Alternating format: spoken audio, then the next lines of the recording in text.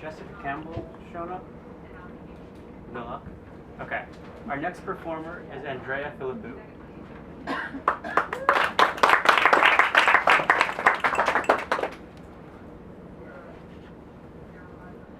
I struggle a lot with transitions, like being in the in-between stages from something I was used to before and something I will have to adapt to in the future. Being in that gray area, that no man's land, is always very anxiety-inducing for me. And I remember this one time that I remember well, and it brings me back to orientation when I first came to Emerson to study. It was all very bright, it was all very colorful and friendly, and everybody was being nice to me, and it was an absolute party, and it felt like I just walked into a Disney film where everybody was dancing, everybody is singing and talented and attractive, and I was thinking, well, look at that. And as much as it was a wonderful feeling to be part of, there was this one voice deep inside me asking, do they really know who I am? Like, why are they being so nice to me? Like, if they really knew who I truly was, they wouldn't be this nice to me. I mean, and I actually felt so sad about it that I went to an RA and I told her about it. And she told me, what are you talking about? And I at once confided in her about, like, feelings of depression, feelings of anxiety, feelings of, once in a while, feeling suicidal. And at that point, that must have set off alarm bells. And it was just a whole domino effect where I was then escorted downstairs, and I was put into an ambulance and put overnight in Mass General Hospital, and every few hours I had people come and check up on me. They are asking me, do you know where you are? What day is it? What symptoms are you feeling? Do you feel this? Do you feel that? Do you feel, how are you feeling? All these questions, hour after hour after hour, the same repetitive routine. And I thought to myself, why are they asking me that? Do they now know who I am?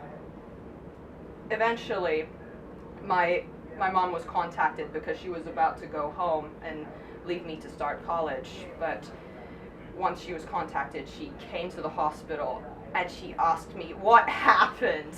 She was so upset. In fact, she was a lot more upset than I was about the situation. And I told her, I confided in my RA that I was feeling really isolated because I feel like they weren't being honest with me, or I wasn't being honest with them, and it was all like a whole mishmash of horrible feelings of isolation, and everything just came tumbling out. And she said, well, so talking about those just really set off alarm bells. And after Mass General, I was then taken to McLean Hospital for the rest of the weekend, and I was released on Monday. But the thing is that as much of a traumatic experience, like, as much of a reaction is provoked from trauma, I've learned a lot from it.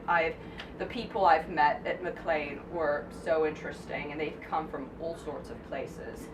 Like, my roommate, India Quinn, she worked at Mass General Hospital, and the reason why she was hospitalized was that she had an angry episode, and it got so out of control that someone got her to McLean. It was a hazard, and she still had to cope with it. Another person was so depressed that she was once in a while sent for shock therapy. And all these stories, and we'd always start our day in a circle talking about our feelings, which is something that I still struggle with to this day. Like, how are you feeling today? Oh, I feel beautiful, I feel sad, I feel dead inside. You get all these sorts of responses. But there was this wonderful girl that I don't even remember her name, but bless her, she said, "Hey, Andrea, thank you for being such an aura of positive energy." And I said, "Thanks." Even though I don't always feel like I'm an aura of positive energy, it's still something that keeps me going because, you know, you don't always have to be an aura of positive energy in order to be one for a certain person at a certain moment. And I'd like to think that I still think about this when in conversation with mental health. Not everybody talks about mental health because there's such a stigma against it. People still, like, what if we treated cancer the same way as many people treat mental health? So, how's the cancer business? Like, I'm fed up with you talking about it. How would that make someone feel? Isn't that awful? You don't say that. Or, gee, goodness, that heart problem is getting on my nerves. Stop talking about it. Isn't that horrible?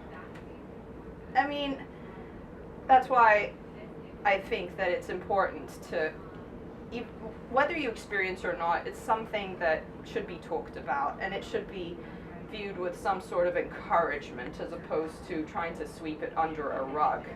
And it's not like I said, it's not something I often talk about, but I'd like to think that I'm starting to talk about it more, and that's more than half the battle for me. Thank you.